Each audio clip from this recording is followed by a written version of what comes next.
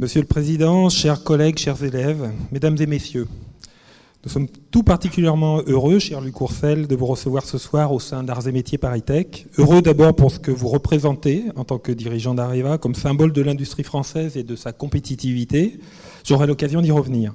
Heureux également de la façon dont vous avez été invité et qui doit au culot de l'un de nos élèves en formation en partenariat, dont je souhaite ce soir saluer l'audace. Paul Alrivi, puisqu'il s'agit de lui, vous a croisé un soir sur le quai d'une gare et est allé à votre rencontre pour vous proposer d'intervenir devant nous aujourd'hui. Je tiens à le remercier de son initiative.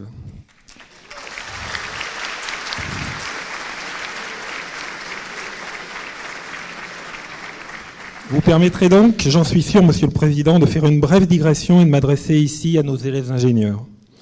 Nous vous formons ici à devenir de futurs ingénieurs accomplis et capables de réussir leur vie professionnelle. Durant vos études, dans notre école, nous vous apportons des connaissances, des compétences. Vous devez aussi acquérir des valeurs. L'audace est de celle-ci et je suis heureux que vous en fassiez preuve. L'audace est une posture nécessaire quand on veut innover. Vous devez apprendre à oser pour innover et l'innovation sera votre grande mission lorsque vous serez ingénieur. C'est l'un des grands défis des ingénieurs modernes. J'espère, cher Luc Courcel, que l'ingénieur que vous êtes vous-même ne me contredira pas. Mais ce n'est pas un grand secret que de dire qu'aujourd'hui, ce dont notre industrie a plus besoin, c'est d'innovation, et nos ingénieurs doivent être des passeurs d'innovation.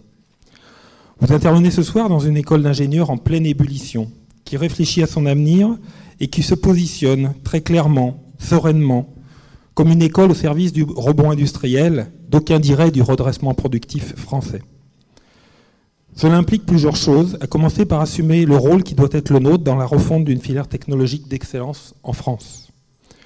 Nous sommes le pays du paradoxe technologique avec des formations d'ingénieurs qui comptent parmi les meilleures du monde, mais un enseignement technologique qui, en termes d'orientation, reste une voie de garage pour élèves en difficulté. On ne peut pas prétendre réindustrialiser notre pays, aider son système productif à innover, en s'évertuant à demeurer dans ce paradoxe que ne partage aucun des autres pays industrialisés avec lesquels nous sommes en concurrence. C'est pourquoi nous voulons évoluer vers les standards internationaux d'université technologique, en formant des technologues de niveau intermédiaire, en continuant à former des ingénieurs, en développant un doctorat résolument orienté en direction du secteur industriel, et en offrant ainsi les compétences utiles au développement des entreprises de toute taille. Vous n'êtes pas seulement le PDG d'Areva, cher Luc Courcel, vous êtes également le président de l'ANRT, notamment connu par son dispositif CIFRE pour les doctorants. Je suis certain que ces réflexions, vous les avez également. Nous partageons le même souci, je crois, de rapprocher l'enseignement supérieur et la recherche de l'entreprise. Dire cela dans une école d'ingénieurs pourrait sembler inutile. Pourtant, je crois que nous pouvons aller encore plus loin. Et je me permets d'explorer très rapidement 3 voies possibles dans ce sens. Tout d'abord, le développement des formations en partenariat. Le fait que ce soit l'un de nos élèves issus de cette voie qui vous a invité ce soir est, de mon point de vue, tout un symbole. Je crois que ces formations ô combien exigeantes répondent à un besoin, notamment pour les petites et moyennes entreprises, mais pas seulement, pour les accompagner dans leur développement. Second dossier, la formation tout au long de la vie, encore très peu développée dans la culture de nos établissements, mais je crois que plus qu'ailleurs, les établissements technologiques ont une expertise qui doit permettre aux entreprises de requalifier leurs cadres et de faire évoluer leurs compétences. Troisième sujet, la mobilité pour nos enseignants dans le secteur industriel. C'est un sujet qui me tient particulièrement à cœur, car on ne peut pas former les cadres industriels de demain sans connaître dans le détail le monde dans lequel ils évolueront. On ne peut pas prétendre faire de la recherche partenariale sans, un moment dans sa carrière, avoir connu les réalités quotidiennes d'une entreprise. En disant cela, je vois combien ce dernier point sera difficile à atteindre tant les pesanteurs de l'évaluation, en particulier de nos enseignants-chercheurs, et les critères d'évolution de leur carrière demeurent présentes. Monsieur le Président, depuis 10 ans, l'enseignement supérieur et la recherche en France se réforment comme jamais par le passé. Nous devons certainement nous en féliciter. Dernière étape en date, les assises de l'enseignement supérieur et de la recherche qui se tiendront à la fin du mois. Pourtant, je formule le souhait que ces réformes, ces nouvelles structures, ces réformes et ces nouvelles structures permettent de se poser vraiment des questions fondamentales pour notre pays. L'une de ces questions fondamentales étant le rôle de l'enseignement supérieur et de la recherche dans une économie moderne. Et de notre point de vue, cela ne peut se faire évidemment sans un rapprochement plus important entre nos établissements et le monde de l'entreprise. Votre intervention ce soir contribue à ce rapprochement. Nos élèves ont besoin de témoignages comme le vôtre pour cerner les grands sujets industriels qui feront leur quotidien dans la vie active. L'industrie du nucléaire en France est avec d'autres l'un des secteurs industriels sur lesquels nous restons particulièrement compétitifs dans le monde. Nos ingénieurs et nos laboratoires de recherche sont prêts à participer à ce dynamisme et travaillent déjà sur des thématiques liées au monde de l'énergie. Je souhaite que votre intervention de ce soir nous permette d'identifier de nouveaux enjeux et fasse naître de nouvelles perspectives d'insertion professionnelle pour nos diplômés et de recherche pour nos laboratoires. Je vous renouvelle pour terminer nos remerciements et vous cède sans plus attendre la parole.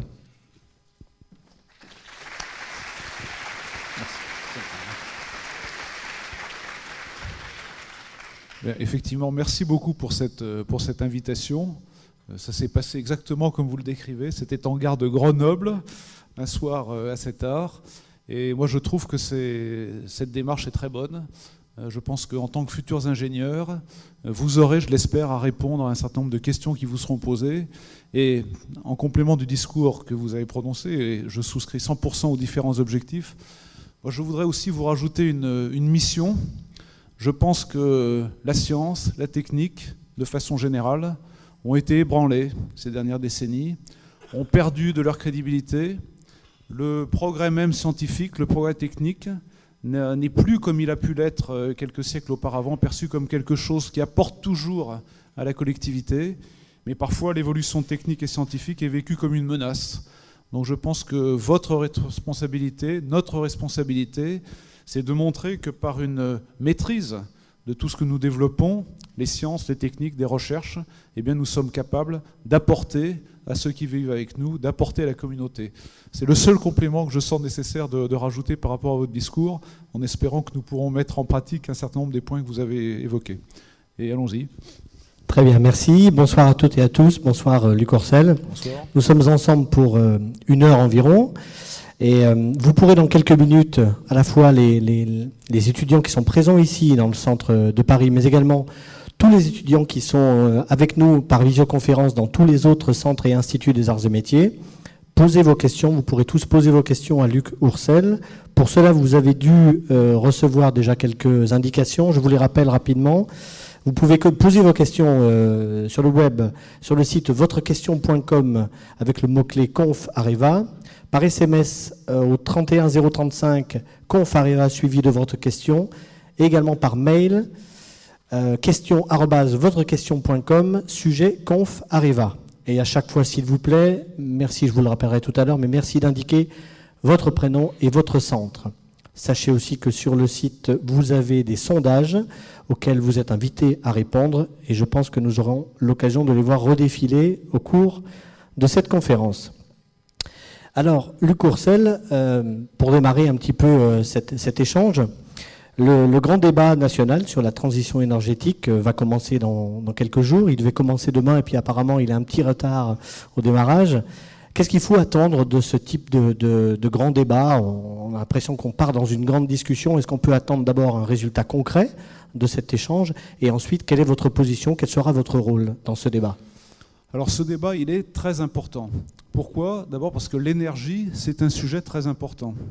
L'énergie en général, pas simplement le nucléaire ou l'électricité, c'est au cœur de nos sociétés.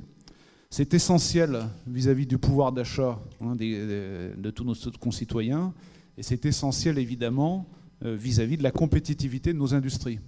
La période récente, le rapport de Louis Gallois sur la compétitivité, il a beaucoup parlé de la compétitivité en termes de coût du travail. Et il a effleuré simplement le sujet de la compétitivité en termes d'énergie. Donc je crois que c'est une très bonne chose qu'il y ait un débat sur un sujet aussi important. Alors ça n'est pas une nouveauté complète. Vous savez que depuis 1981, il y a eu 8 grands débats de politique énergétique au Parlement. Ce qui fait que si l'on s'amusait à classer les différents sujets qui sont débattus par le Parlement, on constaterait probablement que l'énergie fait partie du top 10, du classement des 10 premiers sujets les plus importants. Donc c'est une très bonne chose que ce débat ait lieu. Mais il y a un certain nombre de conditions pour que ça se passe bien, un certain nombre de conditions de réussite de ce débat. Premièrement, qu'il y ait bien une compréhension que lorsque l'on parle d'énergie, on parle de sujets qui engagent dans la durée. On dit toujours que le temps de l'énergie, c'est un temps long. Et effectivement, quels que soient les sujets qu'on aborde, si on veut par exemple décider d'isoler des bâtiments, ça va prendre de nombreuses années pour vraiment toucher l'ensemble du parc immobilier.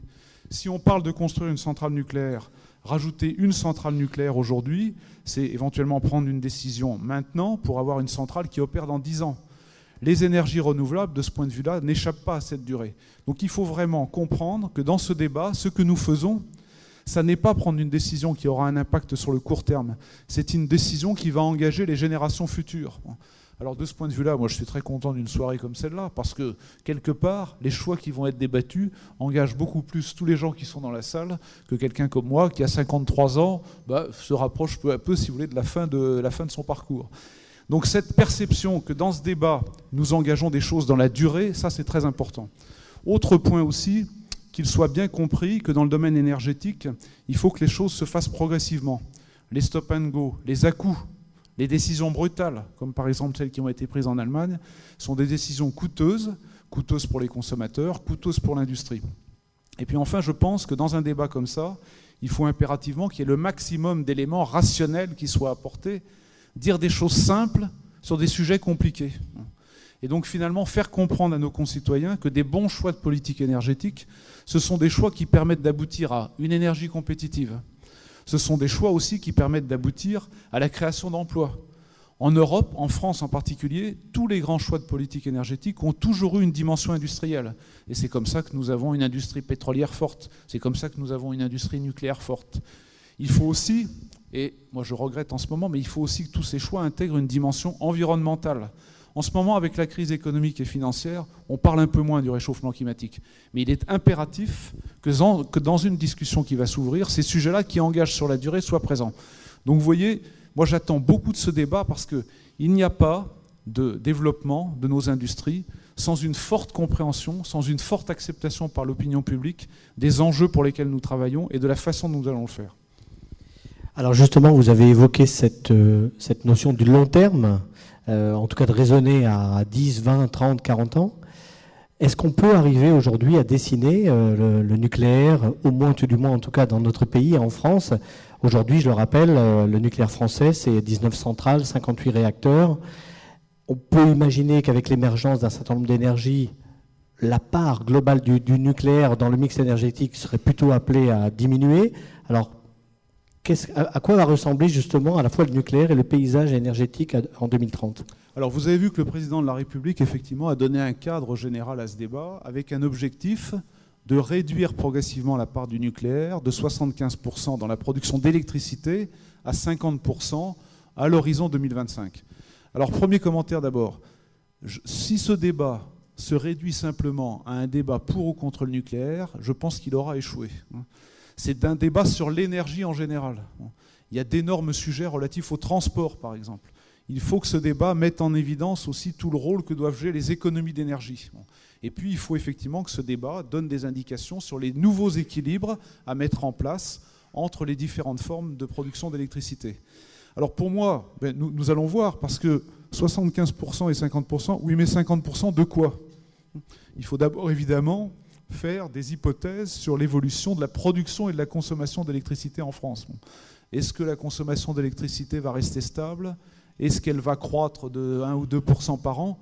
Là, il y a une vision très forte, si vous voulez, de notre économie. Est-ce que nous pensons que l'électricité va prendre un rôle plus important parce que les voitures électriques se développeront, parce que les transports humains se développeront, parce que l'automatisation des procédés dans l'industrie, sur lesquels j'imagine beaucoup d'entre vous travaillent, nécessite de l'électricité. Donc un des enjeux de ce débat, c'est de bien mettre en évidence différents scénarios dans un monde qui est difficile à prévoir, évidemment. Et à partir de là, moi je ne m'attends pas nécessairement à des décisions immédiates, parce que nous avons le temps d'en prendre un certain nombre, mais plutôt à la mise en place d'un outil de pilotage, d'un outil de planification.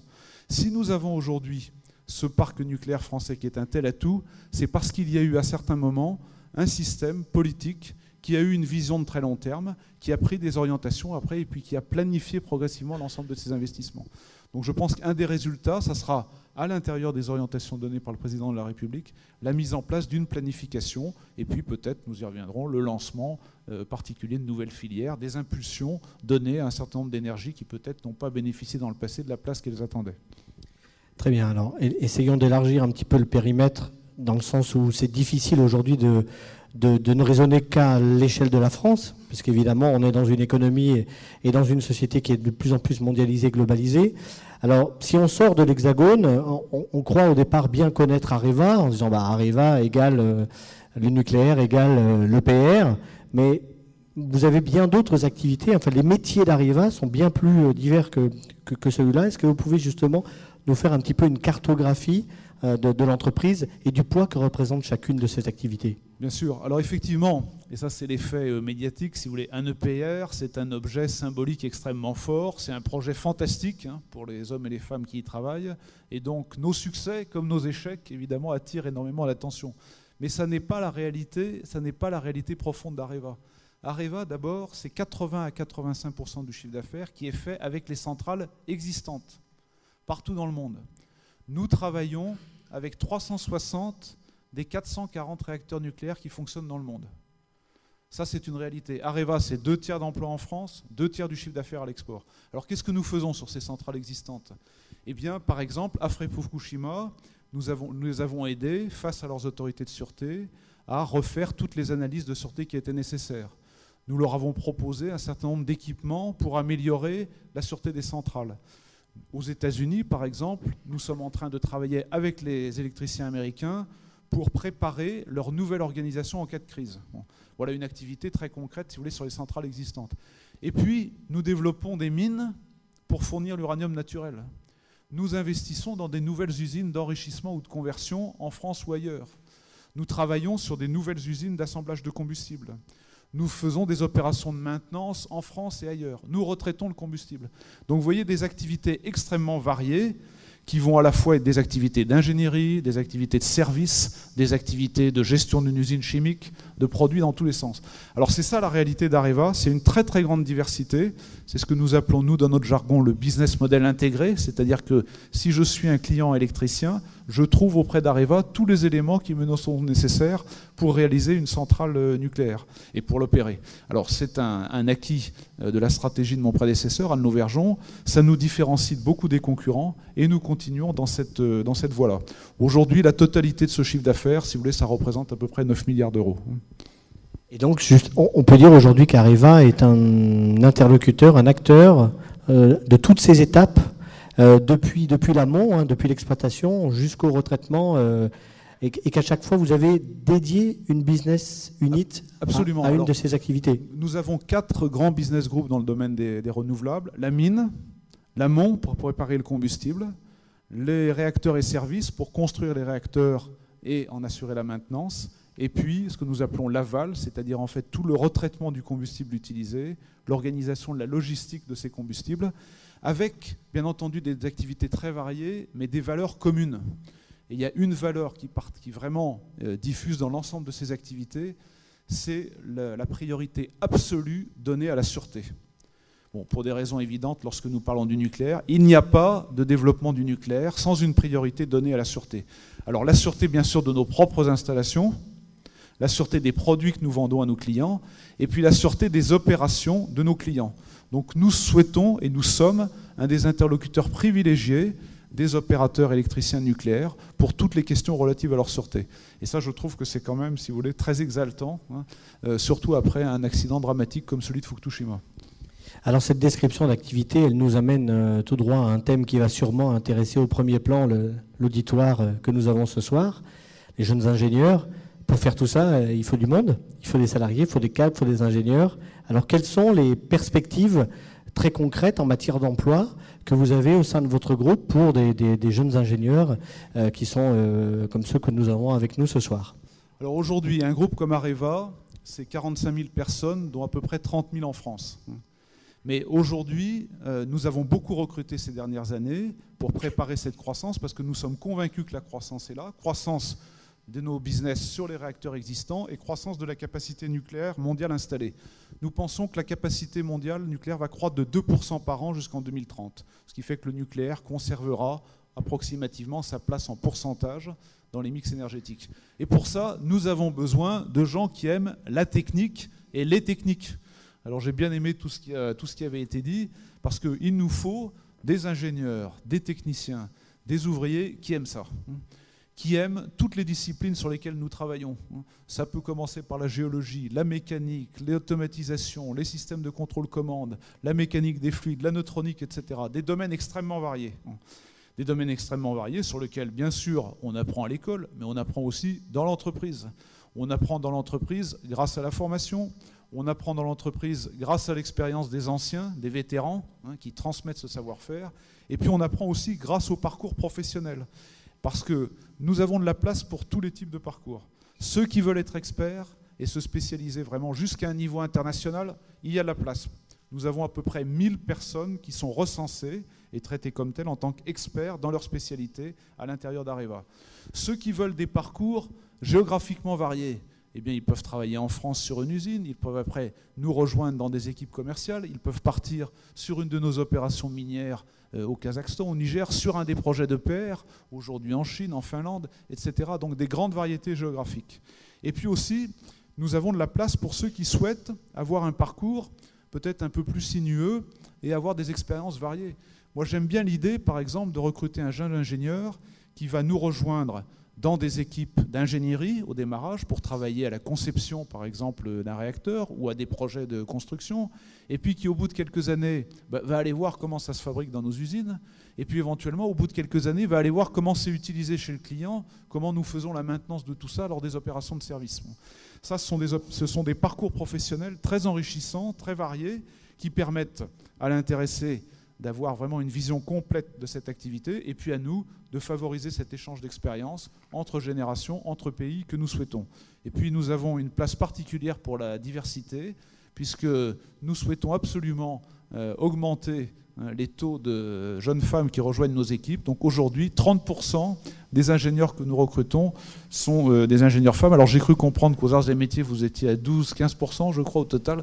Il faudra pousser un peu pour suivre là, pour répondre à nos attentes.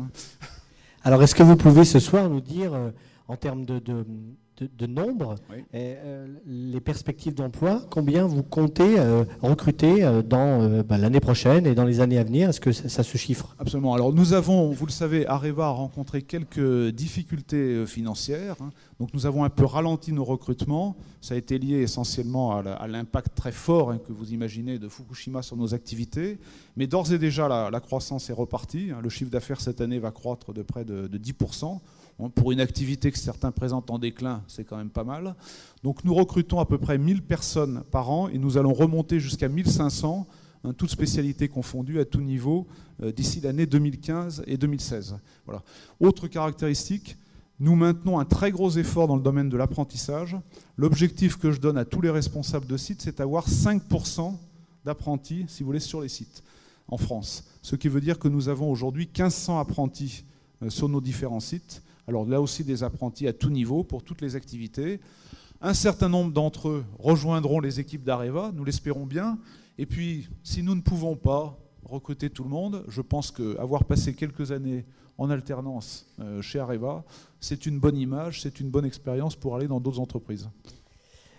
Alors, avant de laisser la parole justement à la fois à la salle et puis à tous les élèves qui sont avec nous à distance ce soir, quel est le profil, quels sont les profils, il y en a peut-être plusieurs, et les compétences particulières que vous recherchez chez vous, enfin les recrues, chez vos ingénieurs pour qu'ils intègrent Areva? Est-ce qu'il y a un code de valeur au sein de l'entreprise? Il y a des choses qui sont vraiment fondamentales à posséder, à avoir pour postuler chez vous?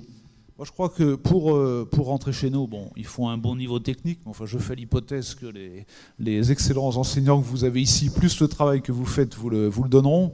Moi, je crois qu'il faut déjà un goût pour le sujet dont nous parlons, c'est-à-dire pour l'énergie, et puis un certain sens, je dirais, de l'intérêt général. Nous travaillons ici pour une entreprise qui délivre quelque chose d'essentiel pour nos concitoyens. Donc il faut ce sens de l'intérêt général, cette motivation pour les grands défis auxquels nous sommes confrontés, défis énergétiques, défis environnementaux. Il faut, je l'ai évoqué, un sens des responsabilités. Parce que ici, la sûreté est prioritaire. Ce que nous faisons doit absolument être exemplaire. Nous ne pouvons pas, vous comprenez, très facilement, nous ne pouvons pas, en la matière, être autre chose qu'exemplaire, compte tenu du rôle de l'industrie nucléaire, compte tenu de ses risques particuliers et compte tenu aussi de notre vocation de leader. Et puis moi, je souhaite des gens qui soient ouverts et prêts à s'adapter. Ouverts parce que notre activité est essentiellement internationale, donc il faut être capable de travailler dans des équipes totalement internationales. Nous travaillons aussi avec beaucoup de partenaires, il faut être capable de s'adapter à d'autres méthodes de travail, d'autres environnements. Il faut être capable aussi d'évoluer, parce que bien entendu, vous avez acquis une formation initiale, mais la vie d'une entreprise, ce sont des ensembles de transformations, ce sont des besoins nouveaux qui apparaissent, et parfois, il faut être capable d'entamer une nouvelle formation, d'accepter un défi qui n'est pas strictement linéaire par rapport à sa propre idée. Et vraiment, ça, j'insiste sur cet aspect-là. Et puis enfin, comme je pense qu'un certain nombre d'entre vous, si ce n'est la totalité, auront des responsabilités en termes de management d'hommes et de femmes, il faut vraiment avoir un goût particulier pour ces questions-là et avoir en particulier la volonté de faire croître, de développer ses collaborateurs, de faire en sorte que quand vous quittez une équipe, les gens disent « j'ai apprécié de travailler avec lui, il m'a appris quelque chose ». Et ce point-là, ça s'apprend avec l'expérience sur le terrain. Très bien, merci Luc Ourcel. Voilà cette conférence bien lancée. Je précise que quand nous avons préparé cet entretien, Luc Ourcel m'a indiqué qu'il n'y avait pas de questions taboues. Maintenant, il se réservera sûrement la possibilité de sortir son joker s'il juge que la question est trop personnelle. Alors, pour démarrer, on a effectivement, comme nous l'avions imaginé, beaucoup de questions qui arrivent. Donc à la fois sur le web, sur le SMS, sur l'email. Alors pour démarrer, je vais prendre tout de suite une question que vous avez évoquée dans votre propos qui recueille beaucoup de suffrages au sein d'Areva. Donc c'est une question d'un étudiant de Paris. Voilà, on n'a pas son prénom. Il doit être là avec nous sûrement, mais il est probablement un apprenti. Au sein d'Areva, y a-t-il une différence entre un jeune diplômé issu d'une formation continue et un diplômé issu d'une formation d'une filière par apprentissage? Alors, mon souhait, c'est qu'il n'y ait pas de différence. Donc ça, c'est extrêmement important. La différence, elle se fera sur le terrain, par les résultats, par l'engagement, par la compétence. Ça, c'est la volonté que j'ai. Maintenant, vous dire que parfois, quelques corporatismes n'ont pas gardé un peu d'influence, ça peut se passer dans certains sites. Mais non, il n'y a pas de... Aujourd'hui, encore une fois, compte tenu de la nécessité de s'adapter à un environnement qui bouge beaucoup, je pense que c'est une richesse pour une entreprise comme Areva d'avoir différents profils, différents types de formations. Alors, une autre question aussi. Ce qu'on fera, c'est qu'on va essayer de faire une petite alternance entre les questions qui viendraient ici, donc des ingénieurs qui sont avec nous dans les gradins. Donc, simplement, signalez-vous, vous levez la main si vous voulez poser une question. Et en attendant, donc, on va prendre une autre question envoyée par Internet, dès que l'affichage remonte. Voilà. Alors, une question technique qui concerne un sujet qu'on a beaucoup évoqué dans l'actualité. Je vais la retrouver, je l'ai reperdue. C'est une question sur... J'y arrive tout de suite. Voilà. Alors, il n'y a pas son nom non plus, on ne sait pas d'où elle vient. Quelle est la position d'Areva vis-à-vis du gaz de schiste ? Bon, alors, Areva n'a pas de compétences particulières sur le gaz de schiste. Moi, ce que je peux dire, c'est plutôt ma position personnelle, puisque j'ai commencé mon parcours professionnel dans des mines, et puis j'ai une formation à l'école des mines de géologue. Bon, il est incontestable, si vous voulez, que regardons ailleurs. Regardons ce qui se passe aux États-Unis. Aux États-Unis, le développement de cette ressource, de ce gaz de schiste, est en train de transformer complètement le paysage industriel américain. L'accès à cette ressource, alors dans des conditions économiques très favorables, j'y reviendrai, permet la relocalisation d'un certain nombre d'activités qui avaient quitté les États-Unis. Alors il y a un certain nombre de raisons à ça. Il y a d'abord aux États-Unis un droit minier qui qui est très favorable. C'est comme ce que vous avez pu voir dans des films sur l'histoire du pétrole aux États-Unis. Si vous êtes propriétaire du sol, vous êtes aussi propriétaire du sous-sol et vous pouvez très simplement faire un puits et puis exploiter sans un grand nombre de contraintes. Donc probablement avec un certain nombre d'impacts environnementaux forts. Deuxième caractéristique aux États-Unis, vous avez un réseau de transport de gaz qui est très très développé et qui est surcapacitaire. Donc il a été très facile pour tous ceux qui ont trouvé des gisements de gaz de le mettre sans grande dépense supplémentaire dans le réseau. Mais avec ça, ils arrivent à un prix qui est extrêmement intéressant. Moi, je reste persuadé, si vous voulez, que la réponse à ce débat, elle est dans la technique, elle est dans la technologie et dans la mise au point de technologies qui permettront de développer cette ressource d'une façon acceptable pour l'environnement avec un impact minimum. Ça suppose bien sûr d'abord de comprendre comment les gisements sont organisés. Et pour comprendre comment les gisements sont organisés, il faut évidemment de l'exploration. Alors, je crois qu'aujourd'hui, malheureusement, ce que je constate, si vous voulez, c'est que l'opinion publique est totalement figée. J'ai vu récemment un sondage qui était très intéressant. Je crois que plus de 70% des Français sont hostiles à toute activité d'exploration même, et de production de gaz de schiste. Je pense que c'est un des bons exemples que je vous citais. Je crois qu'il faut, nous tous, que sur nos activités scientifiques, technologiques, nous soyons capables de reconstruire une crédibilité, nous soyons capables de regagner une adhésion, c'est-à-dire d'abord d'écouter les préoccupations, d'écouter les questions et d'y répondre de façon accessible. Une question maintenant d'un étudiant qui semble très au fait de l'actualité, une question de Ludovic à Metz qui vous demande, à quand une alliance entre EDF et Areva à l'international pour enfin remporter des contrats? C'est pas gentil. Hein. Non, mais c'est bien, mais c'est une bonne question. C'est vrai que si vous voulez, le dernier contrat que nous avons rentré, c'était les 2 EPR en Chine, c'était fin 2007. Et je peux vous dire que cette impatience qui est manifestée par cet étudiant, elle est très très forte à l'intérieur d'Areva. Alors à quand cette alliance? Elle est d'ores et déjà rétablie. Et depuis ma nomination, ma priorité a été de rétablir des bonnes relations avec EDF, qui a été le partenaire historique, si vous voulez, d'Areva dans la filière nucléaire française. La filière nucléaire française ne serait pas là où elle est s'il n'y avait pas eu cette coopération exemplaire entre EDF et Areva, ou Areva et ses prédécesseurs, qui s'appelaient Framatome et Cogema. Mais après, il faut aussi une deuxième condition, c'est que ce duo, cette famille, soit capable d'écouter les clients et de savoir qu'une formule qui marche dans un pays ne marche pas nécessairement dans un autre. Donc avoir une attitude commerciale ouverte pour trouver le meilleur schéma. Donc le problème, vous savez, il y a eu des grands débats pour savoir qui est chef de file, etc. Moi, ça ne m'intéresse pas. Le chef de file dans un appel d'offres, c'est le client. C'est lui qui fixe les conditions. Et puis après, il y a une deuxième aussi mission qui est confiée à cette équipe, c'est d'entraîner, comme ça a été le cas jusqu'à présent, les centaines de PME françaises qui travaillent avec nous sur les centrales françaises et qui doivent absolument participer à ce développement international. Et ça suppose, vous savez, ce qu'on appelle une politique de filière, une politique de secteur, et il faut que nous continuions à travailler comme nous le faisons avec EDF. Alors, à quand la prochaine centrale? Écoutez, j'espère le plus vite possible. Il y a plusieurs négociations qui sont assez chaudes. Il y en a en Grande-Bretagne, il y en a en Chine, il y en a qui vont reprendre, il y en a en Italie, il y en a en République tchèque là, qui sont un peu plus difficiles. Et puis, nous avons 2 pays qui vont ouvrir des appels d'offres. La Pologne, vous avez vu que le président était en Pologne vendredi dernier pour justement accompagner les industriels dans cette promotion du nucléaire. Et l'Arabie Saoudite. Alors je voudrais juste m'attarder un tout petit peu là-dessus.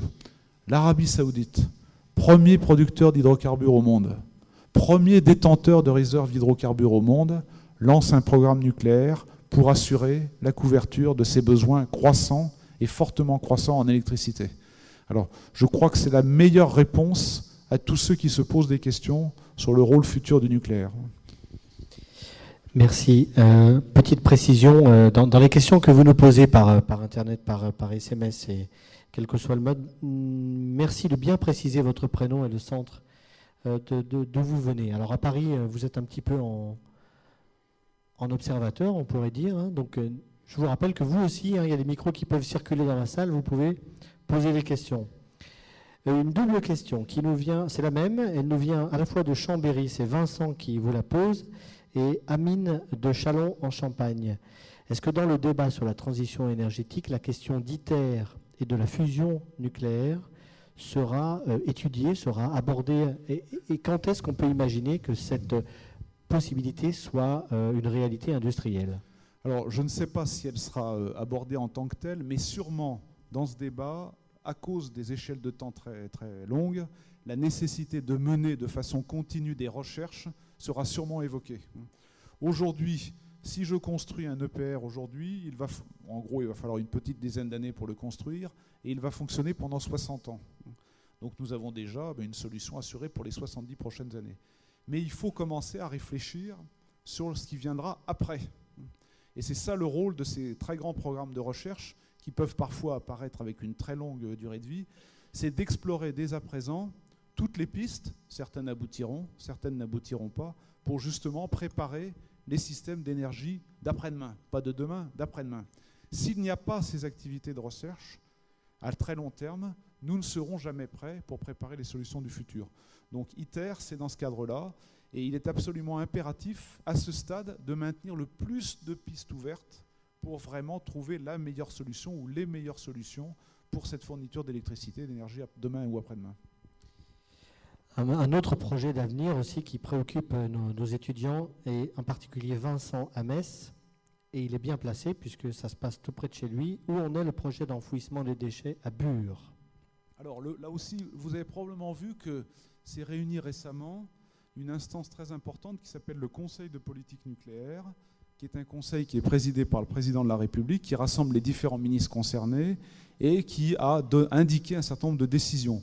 Parmi ces décisions, il a été acté le démarrage du débat pour maintenant la réalisation effective d'un stockage profond pour les déchets à très longue durée de vie à Bure. Donc ce débat aura lieu probablement dans l'année 2013 et ce sera la première étape nécessaire pour la transformation de ce qui est aujourd'hui un laboratoire en une entité opérationnelle susceptible de récupérer ces déchets et puis ainsi de ce qu'on appelle clore définitivement le cycle du combustible.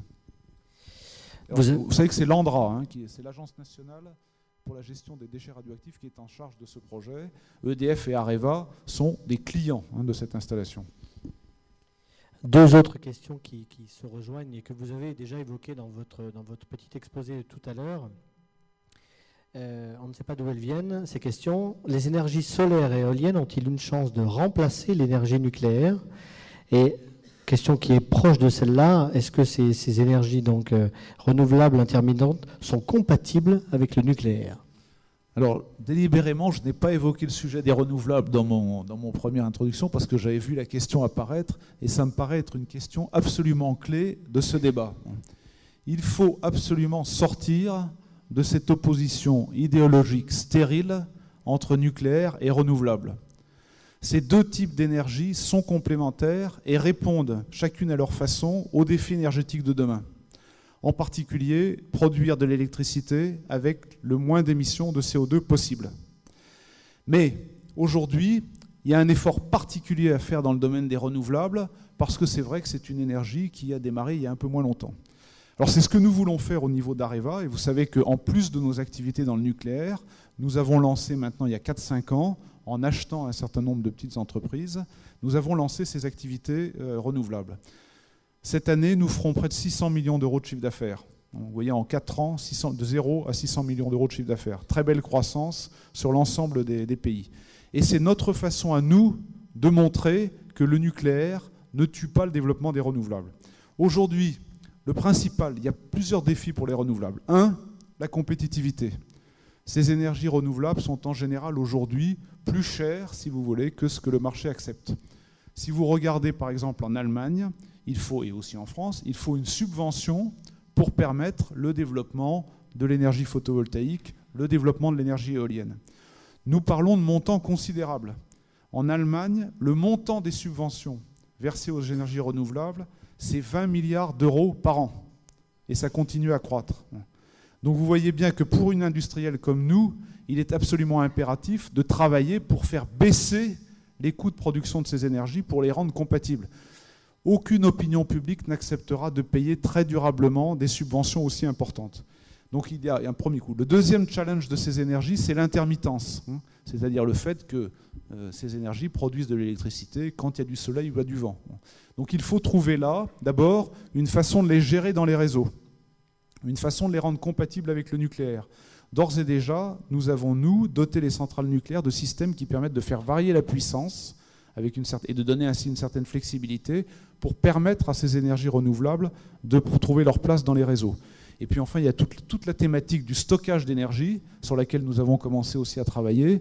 Ainsi, en Corse, à l'université d'Ajaccio, nous avons développé, avec l'université d'ailleurs, exemple de coopération, un système qui couple des panneaux photovoltaïques pour près de 600 kW avec un système de stockage d'énergie à partir de piles à combustible. Donc c'est simple, hein. Pendant la journée, on remplit ces piles et pendant la nuit, on se sert de ces piles pour assurer l'approvisionnement électrique de l'université. Alors c'est une opération pilote, mais je suis persuadé que ce sujet du stockage d'énergie va prendre une place croissante. Alors il y a le stockage d'énergie, vous savez, ça peut se faire en pompant de l'eau et en la mettant dans des bassins avec des très très grosses puissances, mais il va falloir développer toute une série de procédés pour différents niveaux de puissance, différents types d'applications pour résoudre cette question de l'intermittence. Mais vraiment, ma conviction, c'est que ces deux types d'énergie sont complémentaires et arrêtons de les opposer. En Allemagne, croyez-moi, la mise en place de ce nouveau modèle énergétique, hein, avec une décision extrêmement brutale, un peu émotionnelle, au lendemain de Fukushima, ça ne se passe pas bien. Donc ce qu'il faut, c'est qu'ensemble, nous construisions une planification raisonnée, rationnelle, et qui permette à ces énergies de trouver toute leur place. Elles ont aussi enfin une caractéristique, ce sont des énergies locales qui nécessitent, si vous voulez, beaucoup de jobs locaux. Et ça, c'est aussi un des éléments importants que j'avais évoqués. Pour terminer, qu'est-ce qu'Areva veut faire dans ce domaine ? Eh bien, à chaque fois, apporter la technologie qui permettra les succès de demain pour ces énergies renouvelables. Alors, beaucoup de questions, justement, sur ce sujet des renouvelables parmi nos étudiants. Une question, mais je crois que c'est déjà fait. Êtes-vous susceptible d'intégrer au sein d'Areva une filière pour les énergies renouvelables? Je crois que c'est déjà le cas. Hein. Oui, alors c'est déjà le cas. Donc, je le disais, hein, cette année, à peu près 600 millions d'euros de chiffre d'affaires, 4 grands domaines d'activité. L'éolien offshore, hein, la production d'électricité d'origine éolienne à partir d'installations situées à 10, 20, 30, 40, voire 100 km des côtes. Le solaire à concentration, hein, c'est-à-dire pas le solaire photovoltaïque, mais la production de vapeur à partir de systèmes de miroirs, soit pour réaliser des centrales électriques, soit pour faire ce qu'on appelle des boosters, hein, améliorer le rendement des centrales charbon. Les centrales biomasse, troisième domaine d'activité, et puis le stockage d'énergie. Donc la filière, elle est là, et nous souhaitons la développer, évidemment, en bénéficiant des impulsions que nous attendons de ce débat de politique énergétique. Une question sur l'EPR, qu'on a un tout petit peu évoqué tout à l'heure. Pourquoi le coût de l'EPR a-t-il explosé? C'est une question d'un étudiant à Aix-en-Provence. Qu'est-ce qui s'est passé? Alors l'EPR d'abord. L'EPR, c'est un produit qui est un produit très original puisqu'il a été conçu dans la deuxième moitié des années 90 par une coopération entre les autorités de sûreté, hein, les autorités donc, qui régulent le domaine du nucléaire, les exploitants électriques, à l'époque c'était EDF et des électriciens allemands, et puis 2 constructeurs, à l'époque Framatome et Siemens, qui ensuite ne sont devenus qu'un. Et puis ce réacteur a trouvé sa première construction en Finlande. Alors le coût a incontestablement explosé et ça pèse lourdement sur les comptes d'Areva. Pourquoi? D'abord parce que c'était un premier de série. Un premier de série, si vous voulez, ça demande, c'est pas un prototype, mais ça demande de mettre au point un certain nombre de choses, de finaliser un certain nombre de designs, de qualifier un certain nombre de fournisseurs, avec des ingénieurs ou avec des fournisseurs qui avaient peut-être un peu perdu l'habitude de projets de cette taille et de cette dimension. Et ça, c'est vraiment, si vous voulez, un des éléments importants. Deuxième aussi raison de cette difficulté, un projet de cette nature, ça suppose une très très bonne compréhension des rôles entre le client et le constructeur. Vous savez qu'un projet de cette nature, c'est approuvé par l'autorité de sûreté et c'est le client qui présente ces démarches, qui présente les plans à l'autorité de sûreté. Alors ça n'est pas une mince affaire. Pour un projet comme l'EPR finlandais, il y a 120 000 documents qui ont été présentés aux clients pour approbation par l'autorité de sûreté. Donc vous voyez, dans l'ensemble des disciplines, le contrôle commande, la mécanique, etc. Et bien là, Ça a été un des enseignements de ce projet. Il ne faut pas rentrer dans ce genre de projet, si vous voulez, sans que les rôles de chacun soient bien clairs. Alors tout ça, maintenant, c'est une expérience qu'on capitalise. C'est une expérience qu'on capitalise avec EDF, au travers aussi du projet Flamanville. Et EDF a aussi rencontré un certain nombre de difficultés. Et là où nous sommes optimistes, c'est que nous voyons d'ores et déjà tout ce retour d'expérience se manifester dans les projets chinois avec une tenue des budgets et une tenue des délais. Et il y a une raison très simple à ça. Pour Areva, 50% des ingénieurs qui travaillent sur le projet chinois ont déjà travaillé sur le projet finlandais ou sur le projet de Flamanville. Et ça, c'est ce qu'on appelle l'effet de série, c'est ce qu'on appelle la courbe d'apprentissage. Alors c'est un élément qui, au-delà des difficultés de démarrage que nous rencontrons, c'est un élément qui plaît aux clients parce que c'est un élément qui leur donne plus de certitude pour les projets à venir. Alors un petit point au passage des sondages. Je rappelle qu'on a mis des sondages en ligne pour cette soirée. Un résultat sorti des urnes, comme on dit, tout frais. La question était, pensez-vous que la part du nucléaire dans le mix énergétique français sera plus faible en 2030 que celle d'aujourd'hui ? La réponse à 43%, non. Ils pensent que, et à 35%, oui, ça sera, la part sera plus faible, et 21% pensent que ce sera la même. Sur l'énergie propre. C'est un sondage très intéressant que je vous demanderai de me communiquer parce qu'il intéressera un certain nombre de décideurs. Eh ben, on pourra vous passer toutes ces données. Hein. Autre sondage qu'on avait aussi proposé, pensez-vous que le nucléaire est une énergie propre ? Eh bien, la réponse c'est oui à 70%, et 29% pensent que ça n'est pas le cas. Écoutez, moi, d'abord, je suis heureux de ce résultat parce qu'il est quand même l'expression d'une certaine confiance et d'une compréhension. Maintenant, moi, si vous êtes convaincu de ça, allez l'expliquer autour de vous. Et votre voix est importante, je dirais même plus importante que la nôtre. Moi, je souhaite que ce soit les jeunes générations qui s'expriment sur le nucléaire. C'est vous qui bénéficierez ou qui subirez les choix qui seront faits maintenant. Donc vous avez une responsabilité particulière de ce point de vue-là, et c'est une responsabilité en tant qu'ingénieur, encore une fois, d'expliquer, de proposer la rationalité, d'éviter l'émotionnel, d'échapper à l'émotionnel, et de le faire encore une fois, si vous avez bien compris, de trouver les mots simples pour parler de choses compliquées. Je crois qu'on a une question qui arrive dans la salle, et le temps que le micro lui arrive, une question qui concerne le thème qu'on vient de... On la prend tout de suite alors ? Merci de donner votre prénom, s'il vous plaît. Bonjour, Bonjour. Kamel Haddadi, je suis apprenti sur le site de Romans-sur-Isère. Alors, je rebondis sur le point que vous avez fait sur le super contrat en Arabie Saoudite. Au vu de l'échec de la Dream Team à Abu Dhabi, est-il vraiment envisageable aujourd'hui de remporter ce contrat ? Ouais.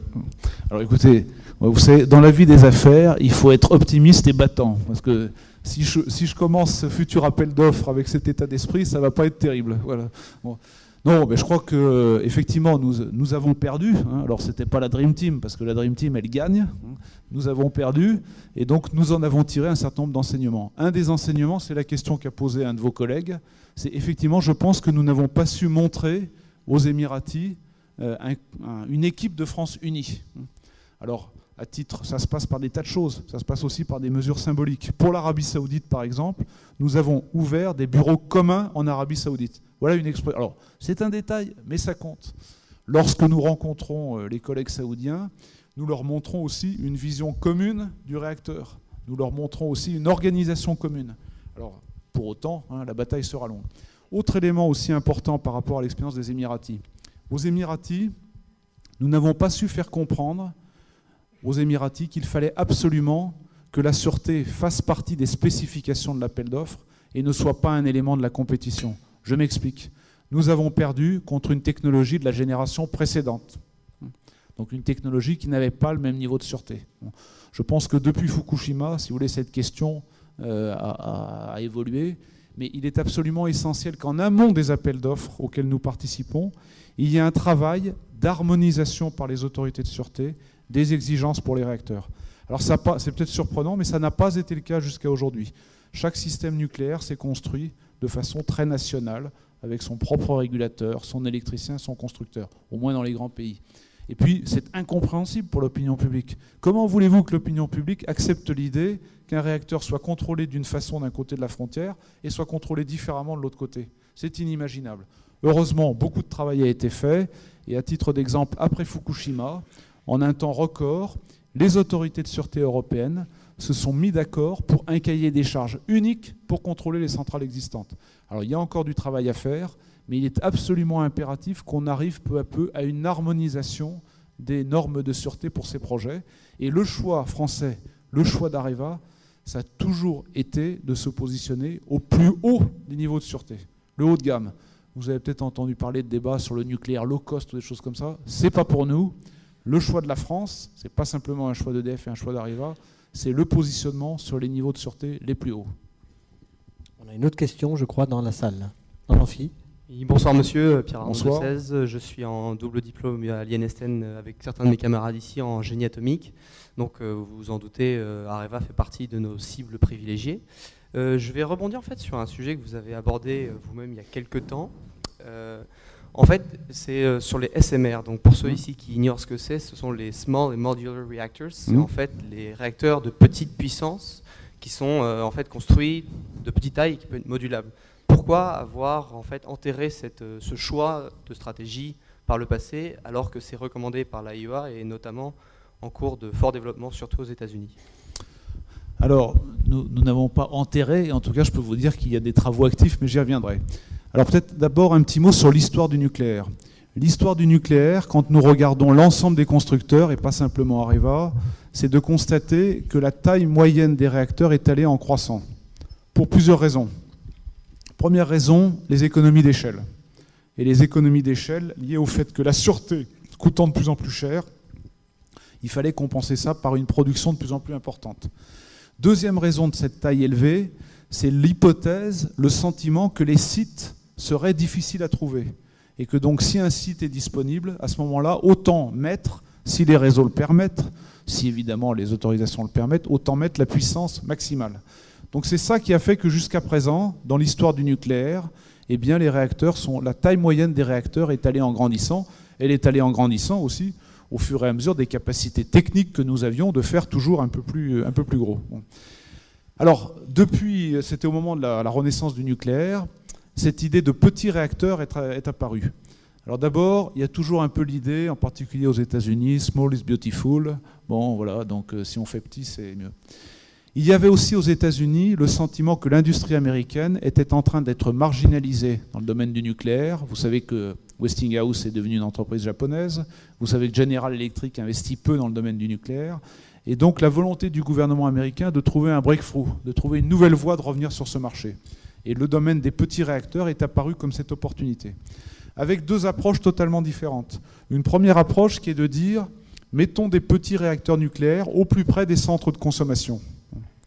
Et puis une deuxième approche, j'y crois pas beaucoup personnellement. Je ne crois pas que la multiplication de réacteurs, si vous voulez, partout, aille dans le sens de la sûreté et de la sécurité.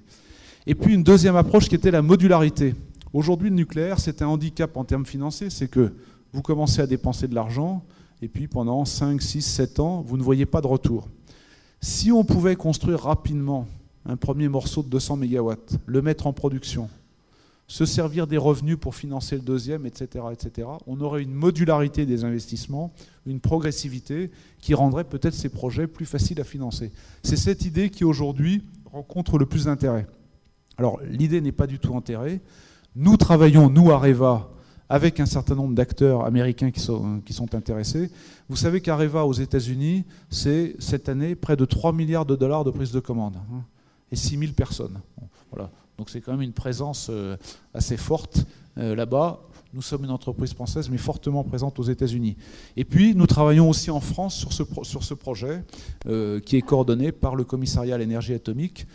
Bon, ma conviction, c'est que je ne sais pas si ça aboutira, mais en tout cas, je ne voudrais pas, vis-à-vis des générations futures, me retrouver dans une situation où, faute d'avoir pris ce train quand il démarrerait, nous ne serions pas présents. Donc voilà la réflexion sur ces petits réacteurs. Alors maintenant, un petit mot aussi sur le génie atomique. Effectivement, vous êtes intéressé par Areva, tant mieux, et j'en suis heureux. Il y a d'autres grands acteurs du nucléaire qui peuvent faire appel à vos compétences, mais je vous invite aussi à penser aux centaines de PME qui travaillent dans ce domaine, qui travaillent en général sur le nucléaire et sur d'autres activités, qui exportent, qui créent des emplois, qui sont répartis dans de nombreux bassins géographiques, qui participent à cette vitalité industrielle qui est absolument indispensable à nos territoires et qui ont aussi besoin de vos compétences. Donc nous serons prêts à partager. Voilà. Vous ne pourrez pas prendre tout le monde, c'est ça que vous êtes en train de nous dire. Et puis je pense qu'il y a des très très belles, on ne peut pas prendre tout le monde, et puis il y a des très très beaux parcours aussi à faire dans ces PME qui ont besoin de vos compétences industrielles, qui ont besoin de faire de la recherche. Merci pour la pub qui a été faite pour les CIFRE. Effectivement, nous continuons les CIFRE, ça intéresse beaucoup de PME, donc pensez-y aussi quand vous serez en train de décider de votre parcours industriel. On va prendre une question encore à Paris, là, qui s'est maintenant réveillée fortement, et puis après on reprendra une question par Internet. Allez-y. Bonsoir monsieur. Bonjour. Je suis étudiant en deuxième année aux arts et métiers, et je voulais savoir quelle est la stratégie d'Areva pour améliorer l'image du nucléaire, en particulier en France. Alors, le mot-clé, et croyez-moi, c'est un mot qui parfois peut donner l'impression d'être galvaudé, mais qui est une réalité pour nous, c'est la transparence. C'est la transparence, c'est la communication. Et comme je l'ai dit en introduction, un débat comme celui qui va avoir lieu, c'est une fantastique opportunité d'expliquer cette réalité du nucléaire. D'expliquer cette réalité nucléaire au travers de ses enjeux économiques, au travers de notre sens des responsabilités dans le domaine de la sûreté, et au travers, si vous voulez, des milliers d'emplois qui sont là et des milliers de personnes qui, chaque jour, font de cette activité une activité essentielle pour le pays.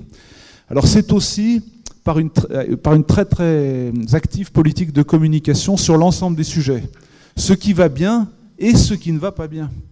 Vous savez que nous avons par exemple une obligation de communiquer pas seulement les accidents, mais les incidents ou les anomalies qui se déroulent sur nos installations et qui sont classées sur une échelle standardisée.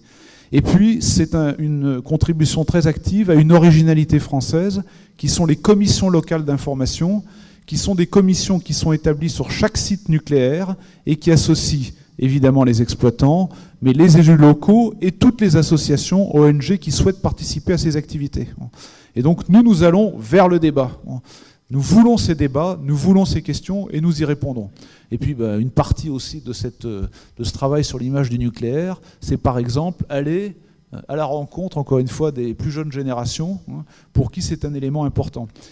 Il y a de ce point de vue-là une association qui a été créée, que nous avons réactivée, qui s'appelle la Société française d'énergie nucléaire, qui est une société savante, au sens siècle des Lumières du terme, qui est animée par les différentes entreprises du secteur du nucléaire et qui a pour but à la fois d'assurer la formation de nos équipes, mais aussi la sensibilisation par des débats de l'ensemble de l'opinion à ces sujets du nucléaire. En matière de transparence, de toute façon, c'est toujours plus. C'est un concept fondamentalement dynamique parce que dès lors que vous acceptez de vous prêter à ce jeu-là, et il faut le faire pour le nucléaire, pour son acceptation, vous créez des attentes et il faut évoluer. Il y a aussi évidemment une activité importante sur les réseaux sociaux. Si ça vous amuse, je tweete, voilà, par exemple. Une question d'actualité également qui nous vient de Paris, mais cette fois-ci par Internet. Qu'est-ce que vous pensez de l'éventuelle fermeture de Fessenheim, annoncée par le président de la République? Est-ce qu'il faut vraiment y croire? Mais écoutez, moi maintenant j'ai lu comme vous la décision du Conseil de politique nucléaire. La prochaine étape importante, c'est la désignation par le gouvernement d'une personnalité qui va, elle, être chargée justement de préciser les modalités de cette fermeture. Donc attendons la désignation, attendons le résultat de ces travaux pour voir comment ça se passe. Très bien. Une autre question à Paris. Bonsoir Monsieur Roussel, Bonsoir. Paul Alrévy en génie énergétique deuxième année. Merci encore pour votre venue ce soir. Donc je rebondis sur Fessenheim. J'aurais voulu savoir à combien de temps vous estimez le démantèlement d'une centrale nucléaire actuelle et quel rôle vous souhaitez voir arriver à jouer pour les prochaines années dans ce secteur. Alors, derrière la question de Fessenheim, il y a évidemment la question de la durée de vie des centrales. La durée de vie des centrales, c'est un sujet de nature fondamentalement technique, c'est un sujet de nature fondamentalement économique, et dans le cas de Fessenheim, ça a une dimension politique incontestable. Sur le plan technique, l'organisme qui est responsable de décider ou non de la fermeture, c'est l'autorité de sûreté. C'est elle qui dit ce qu'il faut faire pour continuer à exploiter. Les travaux, la formation des opérateurs, etc.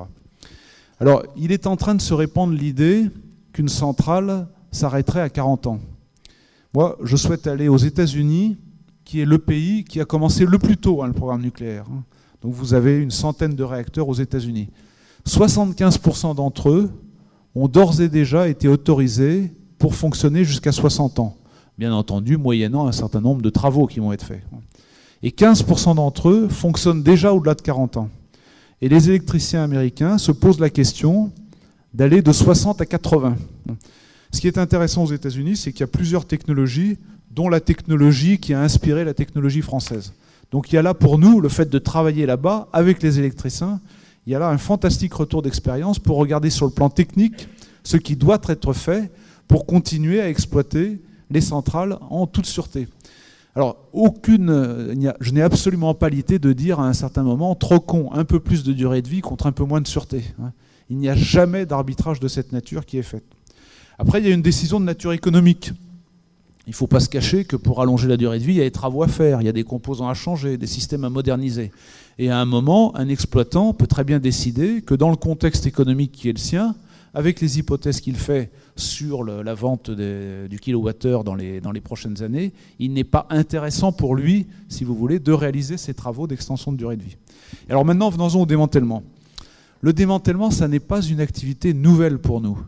Nous avons d'ores et déjà 1500 spécialistes qui travaillent en France, aux États-Unis, en Allemagne, d'abord sur le démantèlement de nos propres installations. Nous ne sommes pas exploitants de centrales nucléaires, nous sommes exploitants d'installations nucléaires. Et par exemple, sur une usine comme La Hague, vous avez peut-être entendu parler de l'arrêt de l'usine Eurodif d'enrichissement, nous démantelons nos propres installations. Et nous pensons que c'est indispensable pour l'acceptation du nucléaire. Alors cette expérience, nous l'utilisons aussi pour un certain nombre de clients. En France, le CEA, aux États-Unis, le Department of Energy, et nous avons d'ores et déjà démantelé des réacteurs. Notre expérience, c'est que c'est un processus qui est long, qu'il y a une partie à très forte valeur technologique lorsqu'il s'agit de démanteler effectivement les parties les plus contaminées des réacteurs, c'est là où nous intervenons. Et puis il y a toute une série d'activités qui ne sont pas des activités très très technologiques et qui sont en général prises en charge par des entreprises locales. Donc le démantèlement, c'est pour partie une activité très technologique, et ça c'est la responsabilité d'Areva.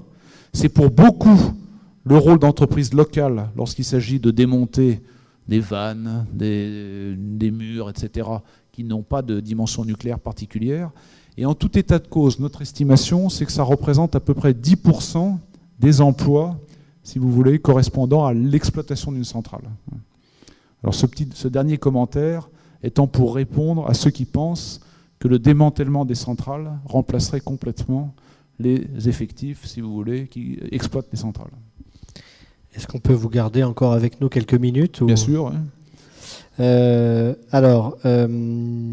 Une question cette fois-ci sur l'emploi, sur le profil de l'ingénieur des arts et métiers. Je ne sais pas si vous le connaissez très très bien, vous qui êtes un ingénieur d'une autre grande école. Est-ce que effectivement ce profil de l'ingénieur arts et métiers, de l'industrie, de la technologie est particulièrement apprécié chez Areva ? Alors la réponse est oui. J'aurais voulu, pour vous convaincre, amener le nombre d'ingénieurs arts et métiers qui travaillent chez Areva. Bon, malheureusement, je n'ai pas réussi à faire accumuler cette statistique, mais je pense que il y a à peu près 6000 ingénieurs dans les équipes d'ingénierie d'Areva. Il y a sûrement plusieurs centaines de gens venant de vos écoles ou de vos formations, à tous les niveaux et via toutes les filières, que ce soit l'alternance, la formation initiale ou les doctorants. Donc malheureusement, je n'ai pas ce chiffre en tête. Donc moi, ce que j'apprécie dans le produit de ces écoles, c'est votre goût pour la technique et votre goût continu pour la technique. Je vous raconte une petite anecdote. Moi, je rencontre un certain nombre de jeunes ingénieurs régulièrement pour justement sentir un peu ce qui se passe dans l'entreprise. Là, vous savez, court-circuiter un peu toutes les hiérarchies là, qui sont des filtres d'information. Et puis, un jour, je rencontre comme ça un jeune ingénieur qui me dit « Je travaille sur la Finlande ». Bon, très bien, bon. Ça se passe bien ? Oui, oui. Et l'an prochain, je lui dis l'an prochain, il va falloir encore continuer sur la Finlande. Bon. Et l'année d'après, un projet comme la Finlande, ça demande du temps. Et pour apprécier complètement ce qu'on a fait, il faut participer à un bout de l'aventure. Bon. Moi, je pense que votre goût pour la technique, ça vous permet vraiment d'être motivés pour ces projets de longue durée, cet apprentissage progressif. Et deuxième élément, la multidisciplinarité. Moi, je suis frappé par le fait que même si vous êtes spécialisé dans certaines options, vous avez une capacité à attaquer de nombreux sujets en même temps. Ça aussi, c'est important pour nous, parce que on l'a évoqué tout à l'heure, il y a de très très nombreuses disciplines qui sont nécessaires pour concevoir et exploiter des installations nucléaires. Alors, une question d'Axel à Metz. Que fait Areva socialement et économiquement envers les pays dans lesquels elle exploite des mines? Ah, d'accord. Alors, au Niger d'abord, puisque c'est par exemple ça, ou au Kazakhstan ou ailleurs, vous savez, nous pensons que si nous ne nous comportons pas bien, si nous ne nous appliquons pas des très hauts standards en matière de sûreté, de sécurité au travail, d'environnement, nous ne serons pas là dans la durée. Nous ne resterons pas. Nous ne pourrons pas nous développer ailleurs. C'est un petit monde, vous savez, le monde du nucléaire. Donc ce qui se fait quelque part crée une réputation, et c'est cette réputation qui peut ou favoriser ou gêner un certain nombre de développements. Alors premier d'abord principe, nous appliquons les mêmes normes de sécurité, de sûreté, en particulier dans le domaine de la radioprotection, à l'ensemble de nos équipes dans le monde entier. Et évidemment, ce sont les normes les plus basses, indépendamment des réglementations. Même si une réglementation locale donne un niveau plus haut, nous nous mettons délibérément plus bas. Et puis, nous favorisons effectivement toutes les actions qui permettent de développer la relation avec l'environnement. Un point très important dans les activités minières, nous avons souscrit un engagement de transparence de flux financiers que nous versons aux États dans lesquels nous exerçons nos activités. C'est une association internationale qui regroupe des ONG, qui regroupe des entreprises minières, qui regroupe des pays volontaires pour justement établir cette transparence de l'industrie minière. Transparence, il faut bien dire, qui n'a pas toujours été le fort de cette activité.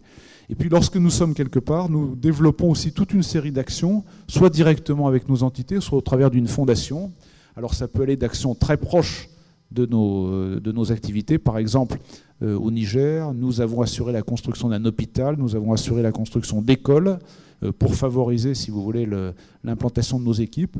Et puis nous avons, dans un certain nombre de ces pays, des actions au travers de la fondation, par exemple en faveur de l'alphabétisation, par exemple en faveur de lutte contre le sida, à chaque fois en choisissant des thèmes qui correspondent à des problèmes locaux et à chaque fois en veillant à ce que ces actions, ça ne soit pas simplement une subvention à une association, mais ça soit aussi l'occasion pour nos équipes de s'impliquer en dehors de leurs activités professionnelles, dans des activités dans leur communauté.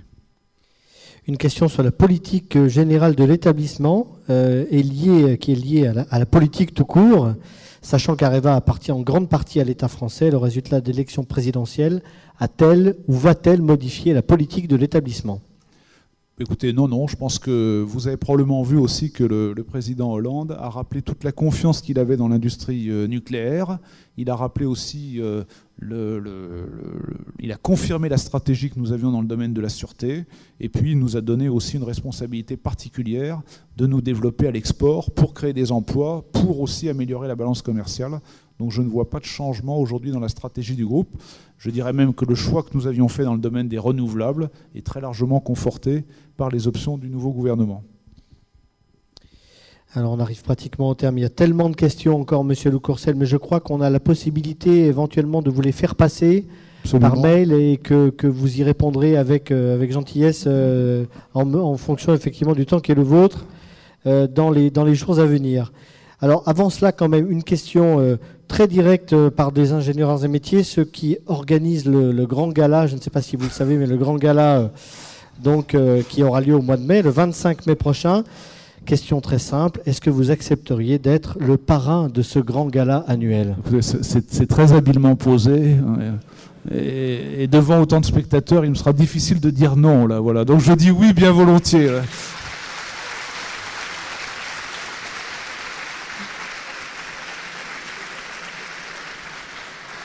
Alors, mais ne faisant pas partie de cette maison, je ne sais pas si je le mérite. Si, absolument. Je pense que les organisateurs du Grand Gala sont vraiment ravis de cette réponse. Alors, avant de nous quitter, Monsieur Luc Ourcel, parmi les sondages qui étaient proposés ce soir, il y en a un qui était lui aussi très très clair. est-ce que vous avez envie de travailler pour Areva? Et on peut imaginer que la réponse dépendait aussi des réponses que vous avez pu donner. Vous auriez pu faire avant et après. Voilà. Ah, il aurait fallu le faire avant et après, c'est vrai. Mais avant, il y avait pas de répondant. Eh bien, sur cette question, 57% des sondés ont répondu pourquoi pas, et 27% oui.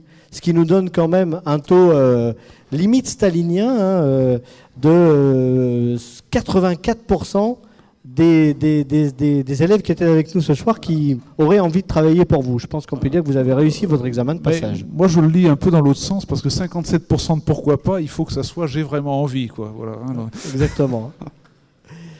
Bien, je crois qu'on peut remercier vraiment chaleureusement notre invité de ce soir.